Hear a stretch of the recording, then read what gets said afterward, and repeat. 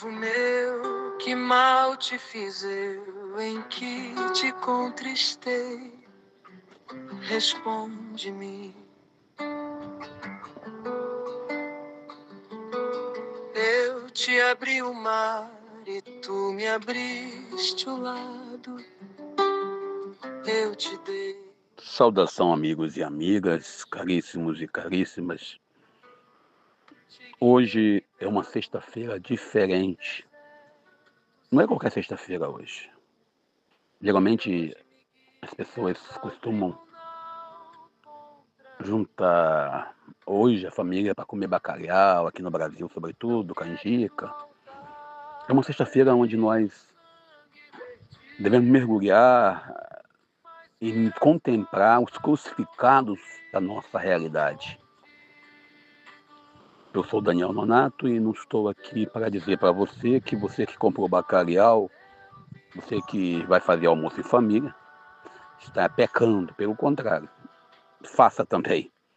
Mas se você tiver condições, tire um momento nesse seu almoço para meditar, para contemplar, para refletir sobre as reais motivações que levam Jesus à cruz.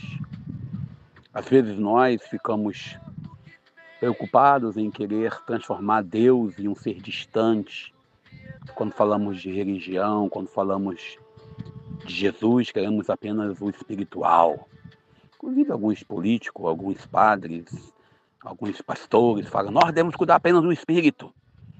Eu lembro até hoje de um jovem padre me dizendo que a obrigação da igreja é salvar almas, mas nenhuma alma se salva apenas no plano espiritual se não tiver uma atitude real no projeto de salvação daquela pessoa. O evangelho de hoje, não vou nem que proclamei ele, porque são 2 capítulos, e a gente vai fazer uma leitura aqui, vai ser bem demorada. Ontem à noite eu fiz a reflexão, a leitura dele. Ele tem alguns símbolos que a gente não pode negar. Primeiro, Jesus está no jardim, aonde ele foi preso. É no jardim de Deus, onde tudo que nós temos, nós perdemos. Eva e Adão, Adão e Eva, foi no jardim que eles deram ouvido ao demônio, no jardim do Éden. E foi de lá que nós fomos expulsos. E o interessante é que o Evangelho fala que começa no jardim, a prisão de Jesus, e termina no jardim, aí é domingo já, a ressurreição. Dizendo que é no jardim que nós nos perdemos, e o jardim é a vida, mas é no mesmo jardim que nós devemos ressuscitar. Também o Evangelho fala dos símbolos que nós já conhecemos, a coroa de espinho, representando aí o poder. O poder tem seus espinhos. Também fala das pessoas que vêm até Jesus para prendê-lo, e aí ele fala: sou eu, esse sou eu sou. É uma frase teológica lá de Êxodo capítulo 3, quando pergunta Deus quem você faz, diz que eu sou, quando Moisés pergunta. E o interessante é que eles vêm com a luz artificial, e eles vêm equipados com equipamento de armas daquele contexto, não veio de metralhadora nem de fuzil, como alguns pregam por aí, mas vieram armados para prender Jesus desarmado. E o interessante ainda é que quando ele fala sou eu, os soldados tombam, caem por terra, o evangelista fala. E Pedro, ao cortar a orelha de Malco, ali tem um simbolismo de algumas pessoas, mesmo diante da verdade, não querem ouvir.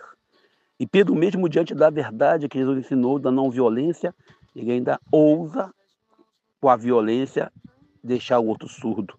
E Jesus, ao tocar esse camarada, colocando a orelha de volta, ele restitui a graça do diálogo. Porque o diálogo é feito da fala e da escuta. Por isso, muitas das vezes, aqui em nossas redes, nós recebemos algumas críticas, às vezes até injustas, na nossa visão, é claro.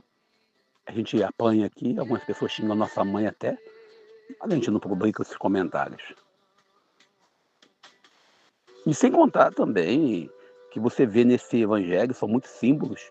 Isso aí, só para começar, Jesus diante de Pilatos, Jesus diante de Anás de Caifás, a autoridade política, a autoridade religiosa, e até hoje ainda é assim. Também a gente vê aí nesse contexto, eu já falei do galo, né, que Pedro nega, e sabe que lá não tinha galo, porque até por regras de pureza na região, era um soldado que gritava, né, são a horas da noite, se estava em paz ou não, e soprava uma corneta, uma espécie de corneta. Mas hoje, sexta-feira, nós temos que olhar mais para a cruz.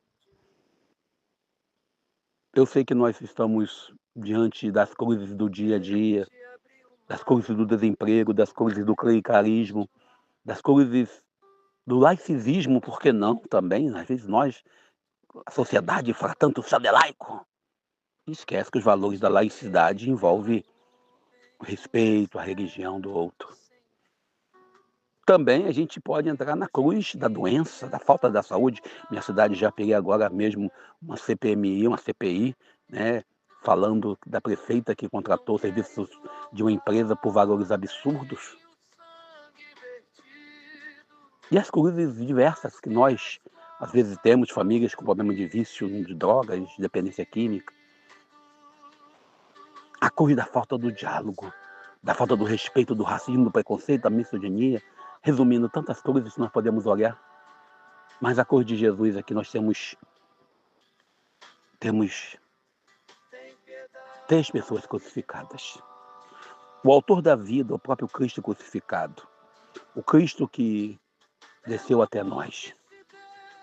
E 2 outros homens, Gestas e Dimas. Dimas, o primeiro, a de reconhecer suas falhas, representando aí que nós, em nossas cruzes, nas doenças, nas brigas do namorado, da namorada, nos casamentos, às vezes com dificuldade, temos 2 escolhas. Uma é reconhecer que nós também temos culpas por estarmos naquela cruz, e outra, temos a chance de culpar a Deus. Muitas das vezes culpamos a Deus. E aí você vê as atitudes, as mulheres em pé, testemunhas fiéis. Os soldados romanos dividindo a veste, as roupas de Jesus, os bens de Jesus, o patrimônio de Jesus, representando que o mundo divide tudo, o mundo está aí para isso, mas na túnica há unidade. Eles não se preocupam, eles se preocupam em não rasgar ela inteira, não rasgar o manto inteiro. Eles se preocupam em mantê-lo, porque alguma coisa é indivisível, que é a nossa fé, a nossa opção, os nossos valores. No Evangelho de hoje, quando fala dessa cena, a gente sempre imagina aquele monte de homens. E ainda ousa dizer que Jesus, quando diz que tem sede, tenho sede. Ele recebe o último insulto. Todas as vezes que eu li esta parte no Evangelho, e que eu ouvia também, eu achava que aquele soldado era gente boa. Eu achava que era gente boa. Porque aquele soldado pega uma mistura de vinagre, né, e imposta na boca de Jesus para aliviar as dores. Alguns teólogos, alguns doutores diziam que aquilo ali era uma forma de uma morfina, sei lá, uma forma de aliviar a dor. Só que eu ouvindo e lendo sobre a paixão de Cristo, eu ouvi, então, nosso tempo já estourou, né? Que aquilo ali era o banheiro dos romanos. Era uma esponja que eles usavam para limpar aquilo mesmo, após defecar, eles iam lá e usavam aquilo ali, uma mistura para poder limpar. E passava e botava lá, era comum isso. E o soldado vendo Jesus com sede, vai lá pegar aquela coisa do banheiro e enfia na boca de Jesus. E é por isso que Jesus recusa. O evangelho de hoje ele é profundo demais para a gente poder não olhar ele com o coração pensando no hoje, no agora. O que nós faríamos hoje? O que você faria hoje? Você crucificaria Jesus? Minha mãe diz que nunca crucificaria Jesus.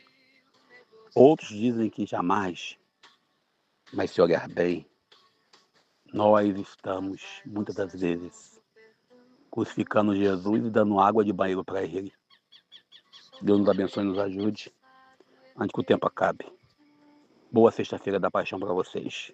Não esqueça, dia de via sacra, dia de contemplar e meditar esse momento da fé da igreja. Eu sou Daniel Nonato. Quero teu coração.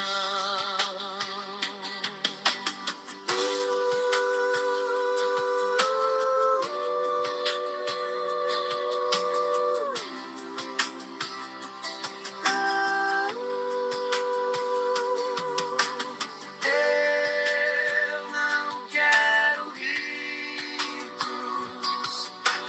quero teu coração.